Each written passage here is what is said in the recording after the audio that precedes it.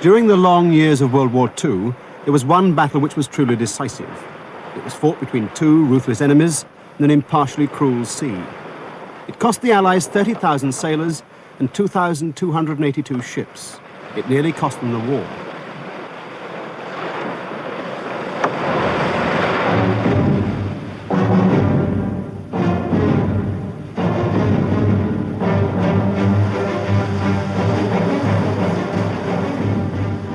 At the outbreak of the war in September 1939, the German Navy, which had only been allowed to build submarines since 1935, possessed 57 U-boats, mostly small coastal submarines.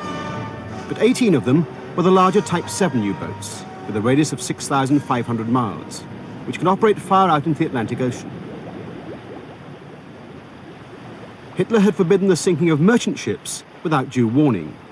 Warships, on the other hand, could be attacked on sight.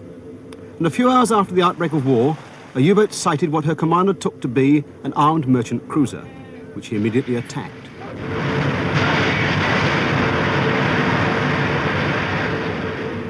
The torpedoes ran true.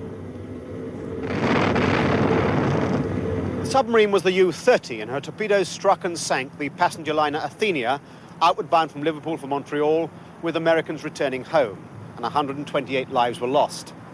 Now, post-war research has shown that the Athenia was in fact sunk in error. But at the time, the memory of 1917 was still very much alive, when the U-boat blockade had nearly starved Britain out of the war. And the Admiralty took the view that unrestricted U-boat warfare against the British merchant fleets had been resumed.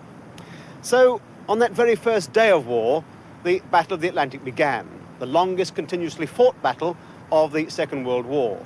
And during it, both sides would have victory seemingly within their grasp, only to have it snatched away, as the scientists working behind the fighting men devised new weapons and new countermeasures.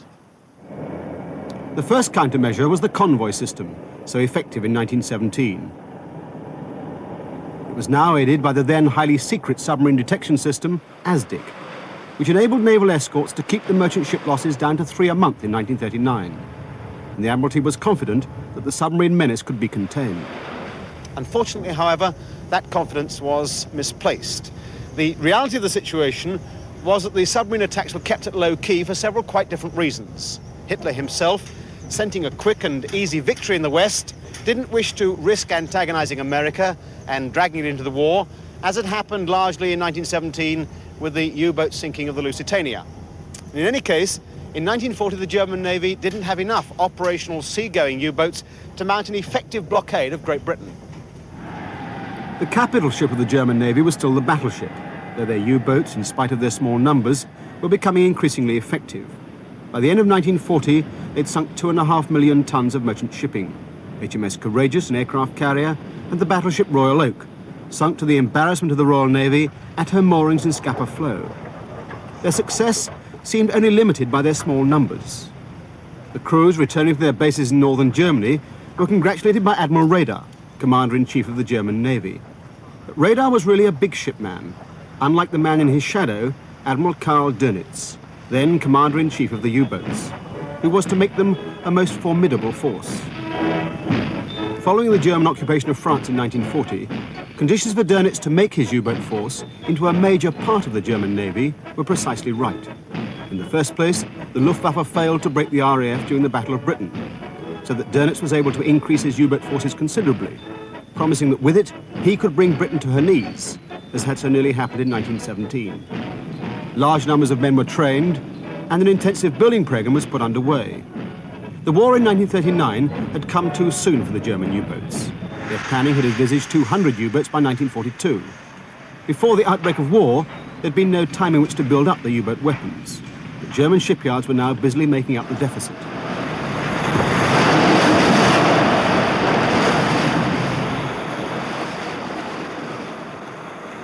And the fall of France gave Dönitz a priceless asset for the new U-boats, the Biscay ports, with their direct access to the Atlantic Ocean. Quickly, the ports were fortified. While sheltering under these massive concrete pens, the U-boats were immune to air attack. Not a single U-boat was ever sunk while in them. And from these bases, the U-boats sailed into the Atlantic to attack the convoys, utterly confident of success.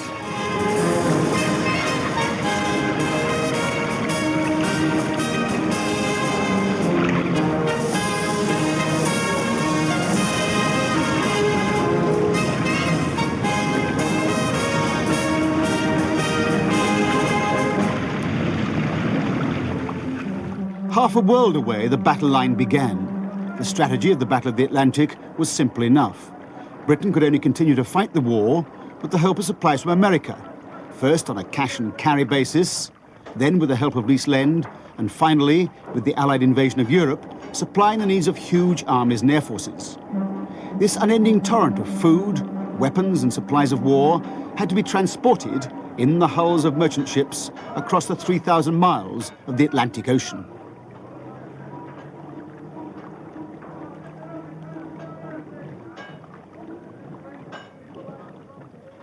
The ships sailed from the eastern seaboard of America and were formed up into convoys. As many as 50 ships sailed together. United States aircraft could offer protection for the first 600 miles or so.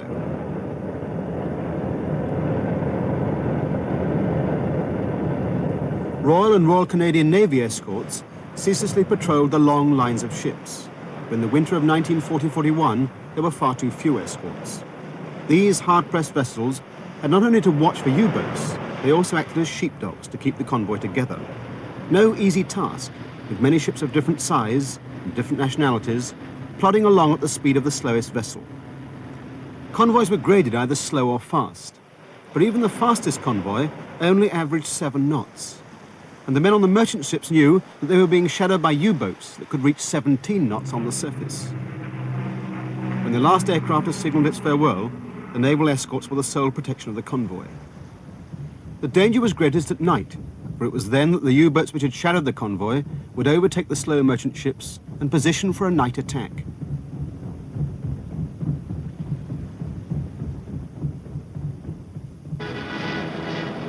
This German film, shot in the early days of the war before effective radar, shows how the advantage lay with the U-boat. Even when surfaced, its low silhouette made it virtually invisible at night, enabling it to stalk the convoy on the surface, thus defeating the main submarine detection system, ASDIC. The captain calls his crew to action stations. The U-boat increases its speed, driven by its 2,000 horsepower diesels, up to its maximum of 17 knots, faster than the naval escorts.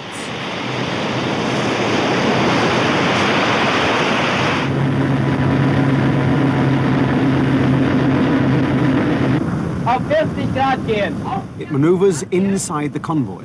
The torpedoes are armed and ready.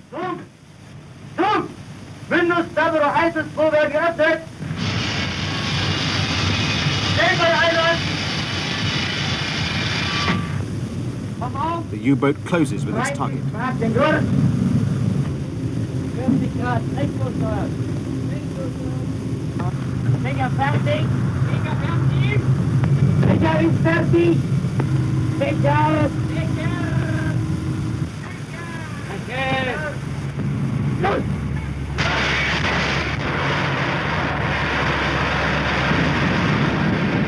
Tactics varied from boat to boat, but most commanders would crash dive on firing their torpedoes. A good crew could get a U-boat down in 30 seconds.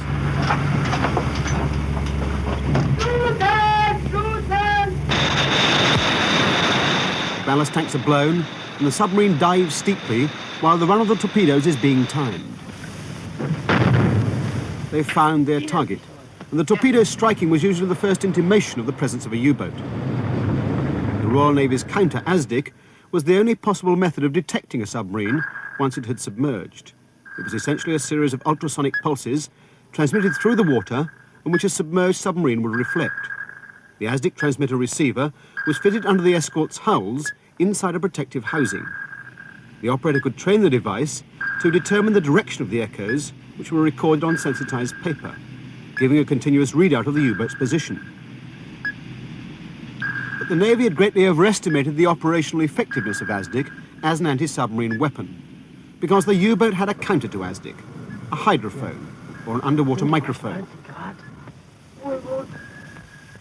This could give a bearing of the ASDIC from the sound of the propellers of the hunting vessels above. The crews would adopt silent running, since the escorts also use their ASDIC to detect the sound of the U-boat's machinery. A skilled hydrophone operator could track the position of the attacking surface vessels from their ASDIC and propeller noise.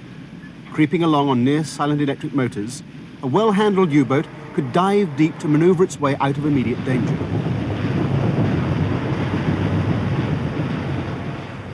As the escorts tried to follow the U-boat's unseen movements with ASDIC, a grim battle of wits developed between the hunters and the hunted.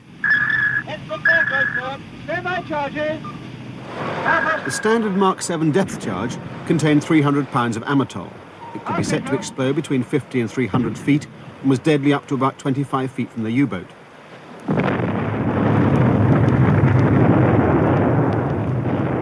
Near misses could cause severe damage to the U-boat.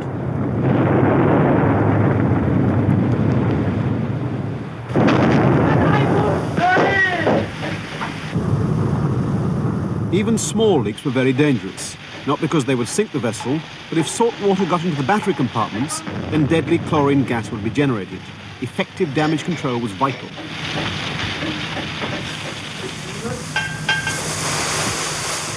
But in the winter of 1940-41, the escorts couldn't keep up the attacks. They had to stay with their convoys. More often than not, the U-boats could wait and then surface onto an empty sea. The wartime U-boats were not true submarines, but submersibles. They had to surface to recharge their underwater electric propulsion batteries. There was little danger at that time in surfacing, providing no ships were seen. The land-based aircraft were of insufficient range and left a large gap in the Atlantic. By the spring of 1941, in just 2 years of unrestricted warfare, a total of over 815,000 tons of merchant shipping was lost, a loss rate which the British shipyards couldn't hope to replace. For the survivors, to lose one's ship was an unforgettable experience. My boat was the starboard boat on the bridge deck, and it was our duty as cadets to go down with the boat until the officer should get into the boat. We got the number one boat down in darkness, of course. There was a little bit of a sea running, and the ship was still going ahead, still had way on it, and was going ahead at quite a substantial speed. My misfortune was that a Chinese crew member in the bow of the boat picked up an axe and struck through the forward painter just as we got into the water. Of course, the boat drifted out from the ship's side, was towed out from the ship's side, and came crashing back alongside 100 feet further aft. And that was where we had our one casualty of the whole incident. A Chinese fireman on the boat deck saw his opportunity to get into the boat, and he jumped, but he jumped too soon, and he landed between the boat and the ship's side as we got back alongside. She was a pretty tough-built ship, and she took an hour and a half, in fact, before she went down. And dawn was just beginning to break, in fact, when it was getting lighter when the ship finally went down. The stern went well down into the water, and then she stood up vertically and slid slowly and dramatically down into the water. Just as the funnel reached the surface of the water, it broke clear. There was an enormous noise of rushing air and bits breaking off as the ship went down. And then the last vestige as the foredeck went under the water really was, even to a young kid like myself, was extremely moving. The U-boat men called it the Glückliche Zeit, the happy time. The captains became national heroes. Gunther Priem, whose U-47 comes home having sunk over 66,000 tons. Other names became household words: Schepke, Kretschmer. Newsreels covered their triumphant returns to base with tonnage pennants fluttering, and the soundtrack proclaiming with some truth that we're fahren gegen England, we're sailing against England.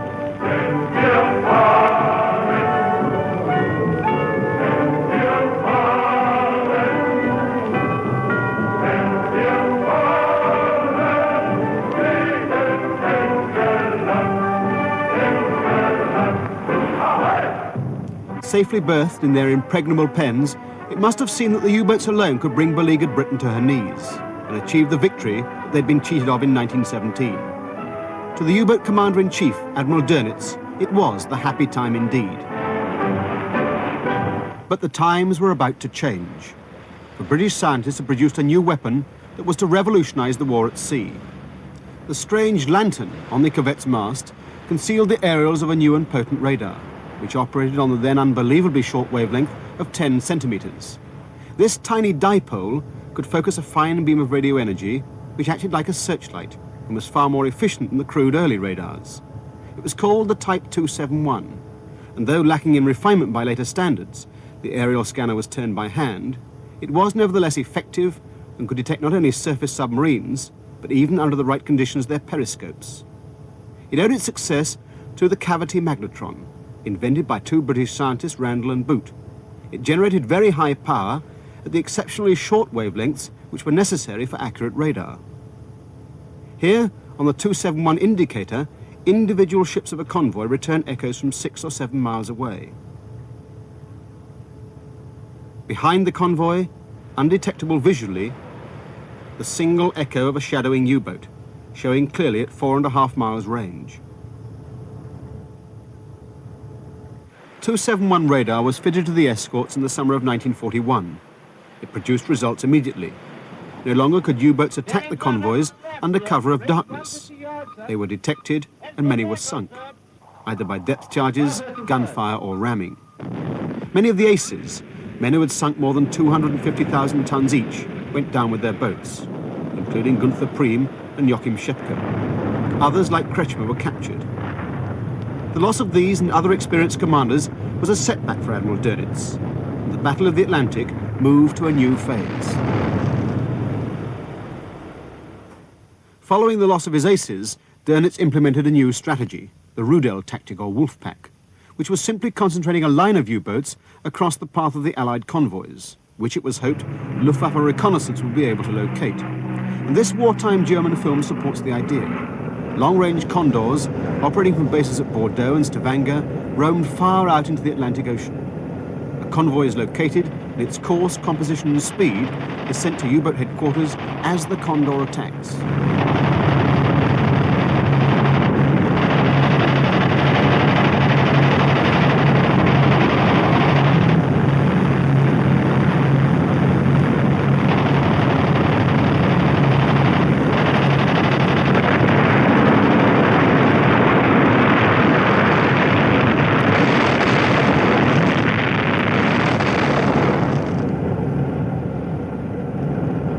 The attacks took place far beyond the range of land-based fighters, and the Condors were for a time successful. But the answer was simple and had its origins in the First World War, when aircraft flew from the gun turrets of battleships. This idea was similar. An expendable fighter, usually a Hurricane, was mounted on a ramp above the forecastle of the merchant ship, to be catapulted off by a number of small rockets, so the convoy carried its own air cover. The early tests of this system were nearly disastrous, but it proved it would work.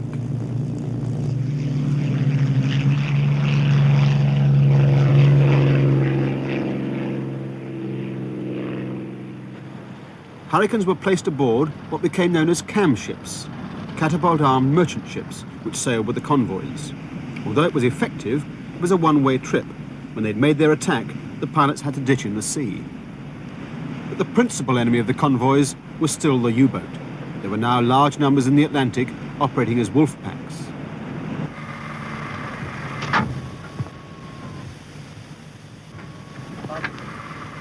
When one spotted a convoy, its course and composition would be sent by radio. And although the message was in a secure cipher, nevertheless the transmission could give away the U-boat's position. For unknown to the Germans, the British had developed a highly effective radio direction finding system, which could pinpoint a U-boat even on a very short coded transmission.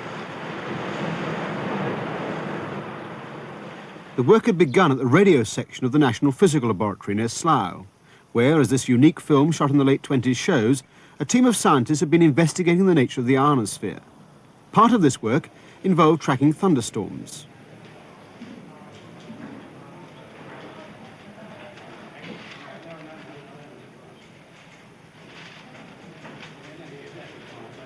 But they were finding it difficult to track the brief lightning flashes when using conventional loop aerial direction finding sets. However, the laboratory contained the then very new cathode ray oscilloscope.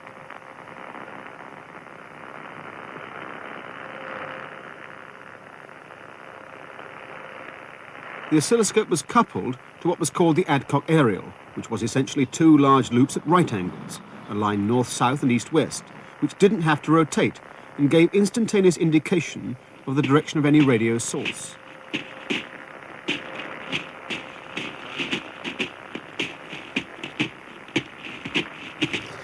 That early work at Slough was developed to lead eventually to this near-automatic radio direction finding apparatus known as FH4. It was fitted into escort destroyers and corvettes by early 1942, where it became known as HFDF, short for HFDF, or high-frequency direction finding.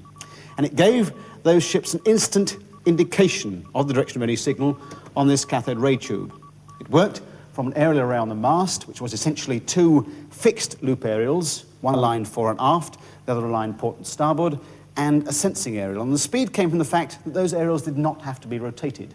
So as soon as the submarine operator touched his key, you got an indication on the tube, and the technique was to tune out the ellipse, that is, tune into the signal, and there's the relative bearing. And to get the right sense, the right direction of the bearing, you switched to your sensing aerial, which defined the quadrant from which the transmission was coming. And there we are, port 045. The escort vessel could either then steam down that line, or if another ship had obtained a bearing, it could fix the submarine's position. And a key point about this, of course, was it worked not just at close range, it could pick up transmissions hundreds of miles away and help to fix the position of submarines and surface vessels several hundred miles away across the Atlantic. In every sense, therefore, it revolutionized radio direction finding as an anti-submarine weapon. The U-boat signals were picked up aboard the escort vessels, and a great deal depended on the operator. One of the most successful of the wartime escort captains readily acknowledges his debt to his Huff-Duff operator. He was an ex-Marconi operator called Walker, Lieutenant Walker, who had been himself torpedoed and a survivor of a merchant ship torpedoed by a U-boat early in the war. And he had a real dedicated hatred for the U-boats. And as a result, when we were in the U-boat areas, he used to sit in his little cubby hole, which was the HFDF office, almost continuously, night and day, listening to the U-boat transmissions. He learnt exactly when they would shift their frequencies so that he could keep in touch.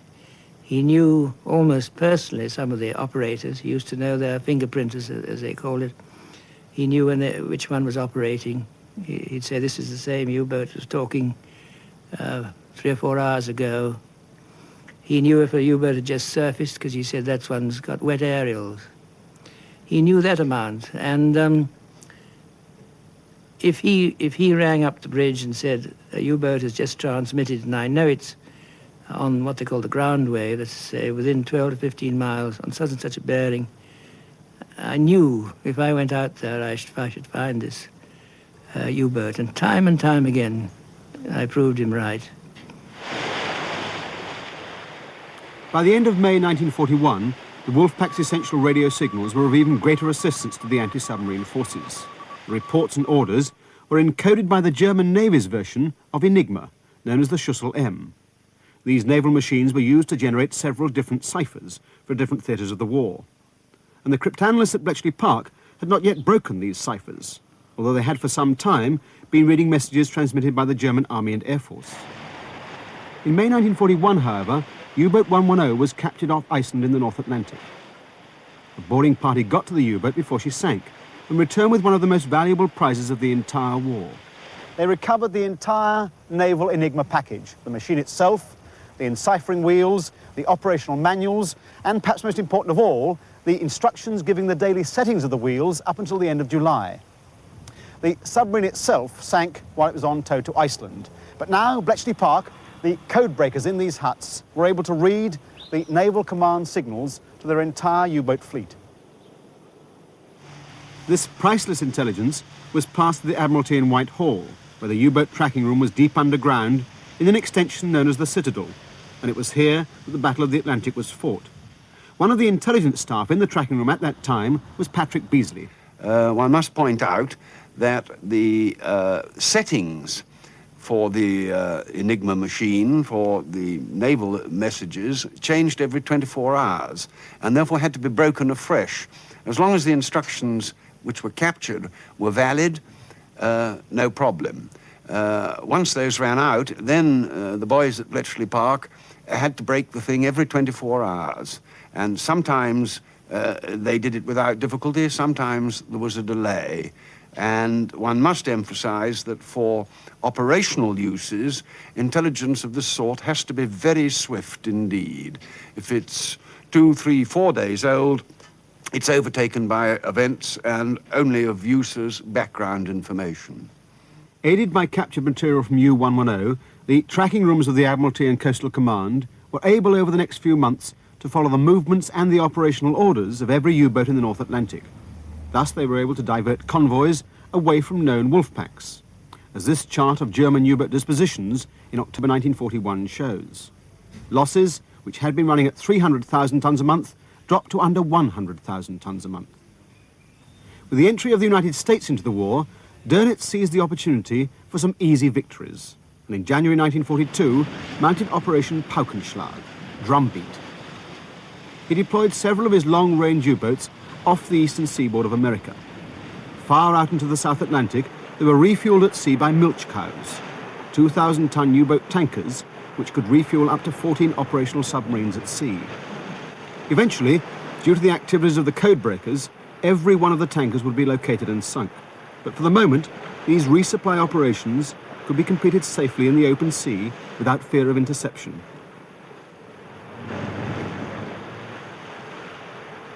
Not only fuel and torpedoes, but food and even mail from home.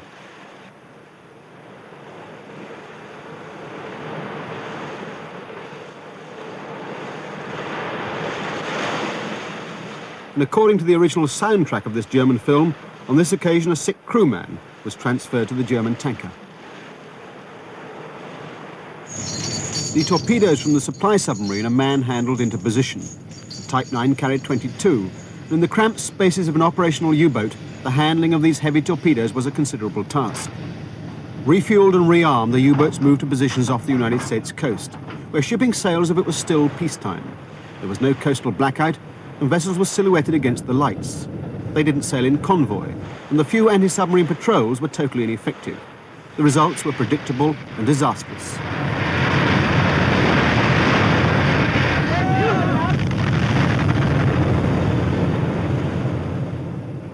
The seas off Cape Hatteras and in the Gulf of Mexico became a killing ground. By July, the total was 460 ships, many of them tankers from the oil fields of Venezuela. A German combat cameraman films the burning tanker. In spite of the blazing vessel being visible for miles, the submarine was able to remain surfaced. They were safe enough, for the American Navy had learned nothing from her allies' experience in fighting U-boats.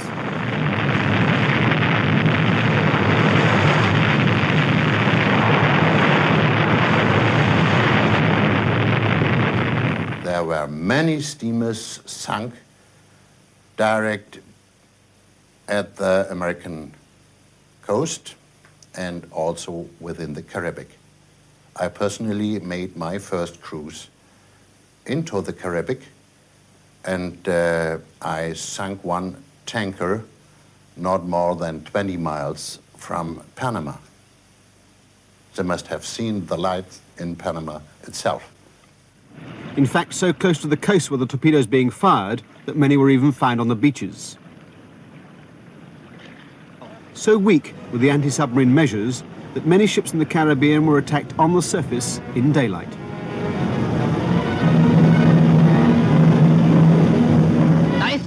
Enemy.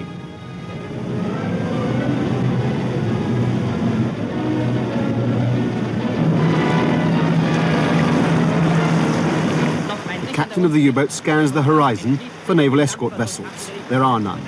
Air cover is also non-existent. So he decides to attack the vessel on the surface by gunfire to conserve his precious torpedoes.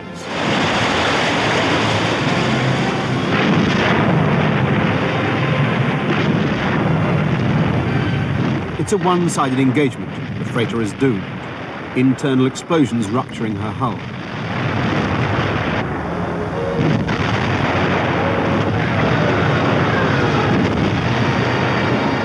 The ever-present newsreel cameraman records her end.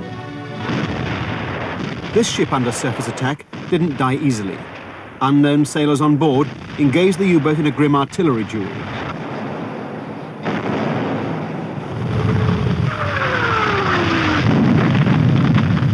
The trained gunners on the U-boat, with their efficient 88mm gun, had all the advantages. Shooting at a much larger target, they couldn't miss at close range.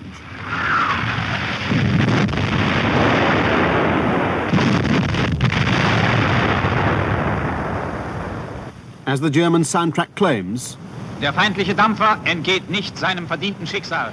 The enemy steamer meets its inevitable fate. Almost any ship the U-boats found was sunk, even small coastal sailing craft.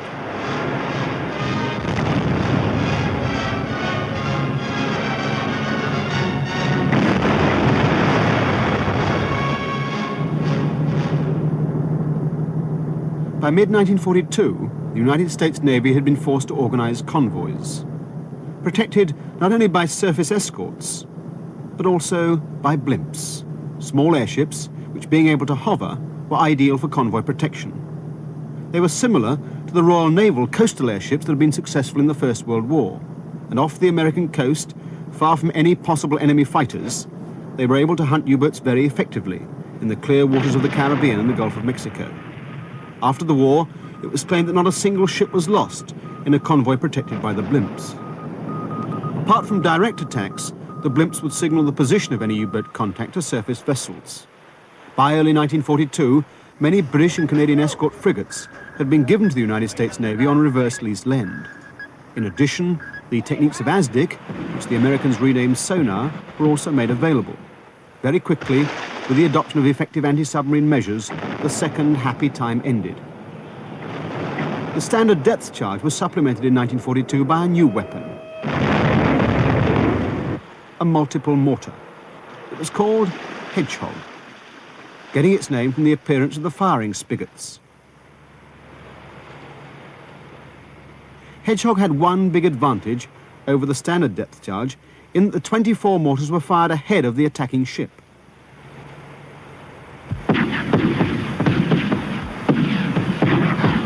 The slow-motion camera shows the Hedgehog bombs leaving the ship. They were fired in a precise sequence to get them to land in a 130-foot circle 215 yards ahead of the corvette. The key point being that in this way the corvette could maintain ASDIC contact throughout the attack. With the earlier stern drop depth charges, ASDIC contact was lost when the ship passed over the U-boat, which then often had time to escape.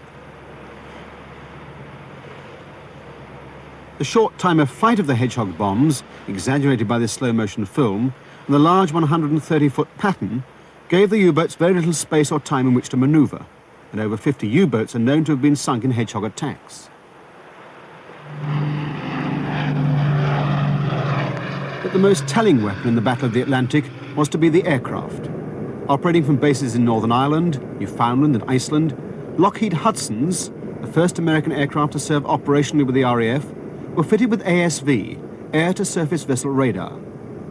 Even in its early 1.5-meter form, ASV could detect a surface U-boat at considerable range, although the presentation was crude by later standards. This trace shows a rapidly closing contact at 6.5 miles and slightly to the right. The aircraft was directed onto the target by the radar operator. At about 2.5 miles range, radar contact was lost in echoes from the sea, but at that range in daylight, visual contact could be made. The success of radar-assisted aircraft in locating U-boats on the surface was such that the appearance of any aircraft was sufficient to cause the U-boats to crash dive.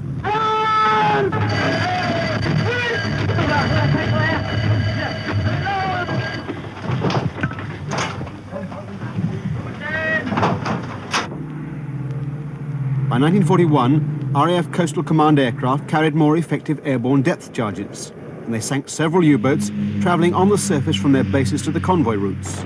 They were so effective that eventually U-boats would surface only at night, particularly in the Bay of Biscay. And then another new weapon was brought into action. The Lee Light, which had been designed and built entirely without official backing by an RAF personnel officer, Wing Commander Lee. He showed it to the Commander-in-Chief Coastal Command, Air Marshal Joubert. He said, "Who authorized it?" I said, "Nobody, sir." He said, "Who did it?" I said, "I did, sir." He said, "Who knows about it?" I said, "Nobody, sir." He said, "Air Ministry know about it?" I said, "No, sir." He said, "MAP know about it?" I said, "No, sir." Then there was a bit of a pause, and I wondered what was coming. And then he said, "Right, let me know when it's ready and I'll come and see it." The light was first fitted to Coastal Command Wellingtons, operated by 172 Squadron out of Chivenna. It was retractable, and during an attack, it would be lowered from the aircraft to be directed by the aircraft's radar still unlit. As soon as radar contact was lost in sea echoes about 2 miles short of the target, the light would then be switched on, illuminating the unsuspecting U-boat as if in daylight. Another version was fitted to long-range Catalinas, Sunderlands and Liberators, and Lee light aircraft were to prove very successful, particularly in the Bay of Biscay. The surprise effect was enormous, and I think it frightened the men watching on the conning tower and looking around. And when they suddenly are in the bright light of a searchlight and the bombs are exploding, it was, I think, quite dangerous for the submarine. But the Lee light was eventually countered by METOX, a radio receiver in the submarine, which detected the 1.5-metre radar pulses, giving the U-boat's crew a clear audible warning. Beep, beep, beep. And when the aircraft had located the submarine, the beep, beep, beep, beep, beep get much quicker. But normally they didn't even locate the boat because the boat could hear the equipment, the radar of the aircraft on a much greater distance than the aircraft could locate the submarine. That's because the echo had to go back and therefore had the double wave. Therefore, the boats felt very safe after they had the METOX because they could dive before the aircraft could even locate by radar the submarine. By mid-1942, the Americans withdrew a large number of escort vessels to the Pacific, and German U-boats were now sinking 650,000 tons of shipping a month. By the end of 1942, worse was to follow. The Germans had broken the British naval convoy codes and therefore knew their precise routings. And the German Navy itself had introduced a 4-rotor Enigma machine which the cryptanalysts at Bletchley could not break, thus depriving the tracking room of this vital source of intelligence.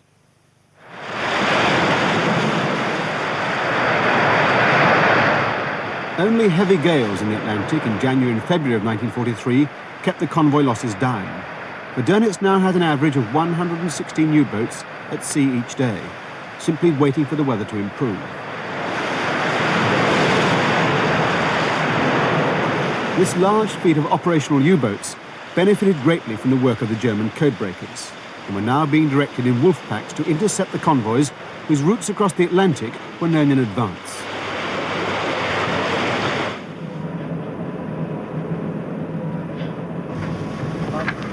In March, acting on information supplied by German cryptanalysts, 39 U-boats were concentrated in a single huge wolf pack to intercept 2 convoys. In 3 days, 9 ships were sunk, 4 of them by a single submarine, U-338. Altogether, in March 1943, 39 ships in 4 convoys were sunk.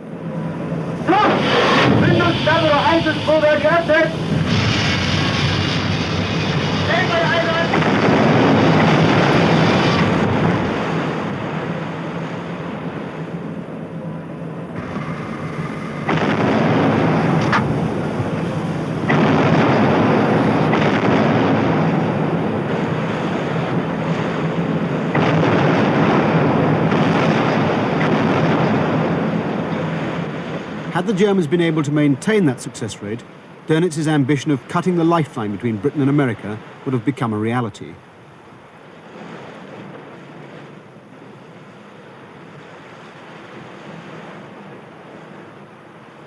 But in spite of the appalling losses, the Germans did not succeed in stemming the vital flow of supplies, and they would never again come as close to achieving it. Although the number of sunk and damaged ships at that time was such that Churchill wrote later, "The only thing that ever really frightened me during the war was the U-boat peril." Yet in a matter of weeks, the tables were to be turned dramatically. First, in the spring of '43, the British cryptanalysts, working night and day, broke the 4-rotor Enigma code. And once again, British scientists came to the rescue with a new radar, a maritime version of the bombing aid H2S, operating on centimetric wavelengths which the METOX sets could not detect. But far from being welcomed, there was a great deal of opposition to its use, as one of the scientists involved, Sir Bernard Lovell, recalls. The interesting thing is that this was most bitterly opposed, and we were not allowed to divert any of the H2S equipment from Bomber Command. In the end, we made equipment ourselves in Tiari. We even fabricated the polythene cables, which we were then using to connect to the scanners. The CNC at the Chivner Airport had no faith in it. He thought the Bay of Biscay, where the transit area was a big place and we'd never stand a chance. But the result was dramatic. Our first flights took place in March of 1943. In fact, at the same time as the East-West were being used to mark Berlin. And the U-boats were sighted at night because these were Lee-light equipped aircraft, and they with no attacks suspected. Well, after 1 month of this, during which I think there were between 20 and 30 sightings of U-boats, they became so frightened that they refused to surface at night and had to make the transit of the bay in the daytime. But then, of course, they were sitting targets for the day forces of Coastal Command. During May, 41 U-boats were sunk, many of them attacked by aircraft using the new radar. If the aircraft were sighted in time, the U-boats desperately crash-dived, hoping to win the grim battle of the seconds. The time it took for a U-boat to dive to safety before the aircraft dropped its depth charges. The effect on the U-boat's crews is easy to imagine. Those that survived were late on patrol or turned back damaged.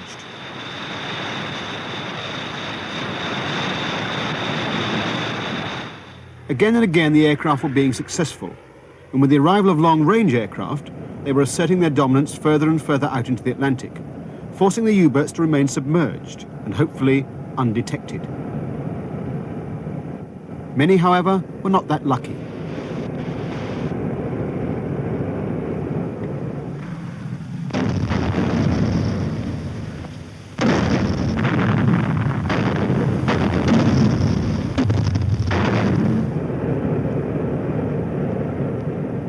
By the late summer of 1943, a U-boat's chance of returning safely from patrol was as little as 1 in 6. This was the time when Hitler remarked that the temporary setback to our U-boat campaign is due to one single technical invention of our enemies.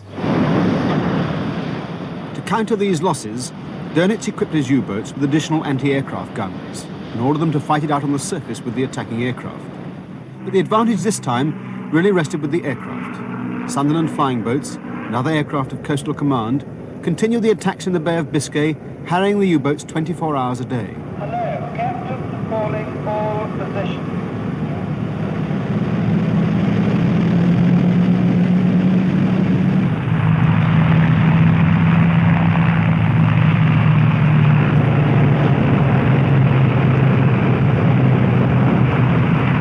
Although some aircraft were shot down by the U-boats as a result of Dönitz's orders, RAF crews devised a simple remedy.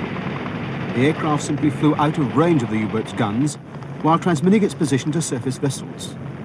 The U-boat then had the difficult choice of fighting it out on the surface with the Royal Navy or diving defenseless and taking its chances of being destroyed from the air.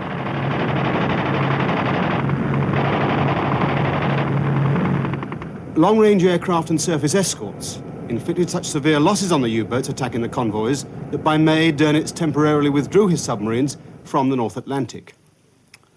Another major factor was the narrowing of the Atlantic gap. By mid-43, it was completely closed by the introduction of small escort carriers, Woolworths as the Americans called them, which could sail with the convoys, giving continuous air protection. The problem, however, was the provision of a suitable aircraft. There was really only one such aircraft available, albeit an unlikely one. It was the fabric-covered and wire-braced biplane, the Fairey Swordfish, originally designed way back in 1932 for the Greek Navy as a torpedo-carrying reconnaissance aircraft, in service with the Royal Navy by 1936, and by 1939, virtually obsolete, outrun and outgunned by the new and sleek monoplanes. The slow Swordfish proved capable of operating from the narrow, short decks of the escort carriers. Many of them, in fact, converted merchant ships, still carrying a cargo of grain or oil in addition to their aircraft.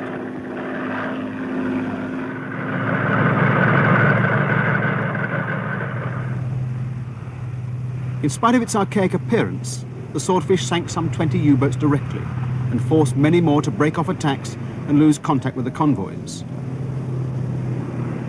Their achievements are a tribute to the men who flew in them. I flew in a preserved swordfish on a warm summer's day, and how men flew for hours in these open cockpits over the Northern Atlantic in winter is almost beyond understanding. They did, and landed back on tiny icy decks, which often pitched 60 feet from the horizontal in the Atlantic gales.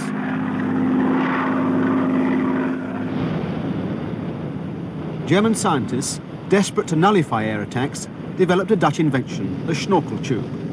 This enabled a U-boat to make a passage without the need to surface. The snorkel was similar in principle to the present-day tube used by holiday divers, the U-boat being able to run underwater indefinitely on its big diesel engines. But the snorkel was not popular with the crews, since waves could close the air valve, and the diesels would then suck the air from within the hull. A much closer step to the true submarine was the Walter boat. A small prototype, the V80, was tested near Kiel. It was powered by a steam turbine, which was driven by high-pressure steam generated from decomposing hydrogen peroxide.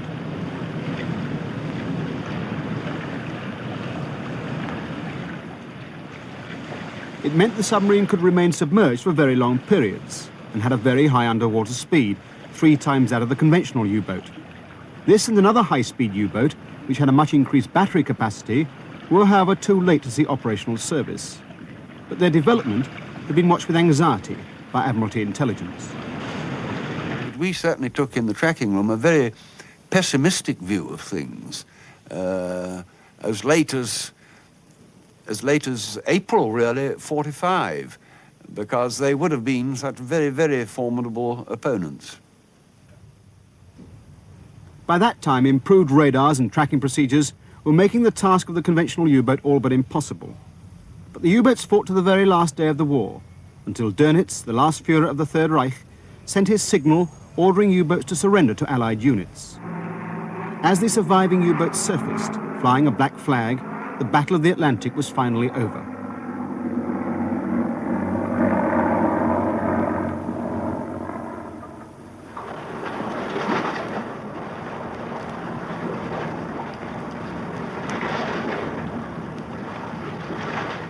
It had been a hard fight.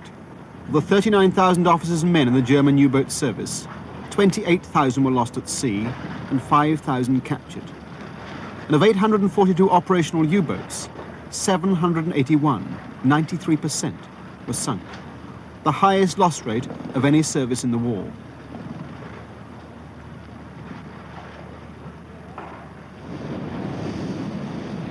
One sailed up the River Thames under Tower Bridge, wearing the white ensign, and as she passed beneath the London bridges to moor at Westminster Pier, passers-by wondered at this small ship, which twice in a generation had so nearly defeated Britain, a major maritime power at sea. But although the U-boat had been defeated, the submarine had not, and it is today the undisputed capital ship of the world's navies.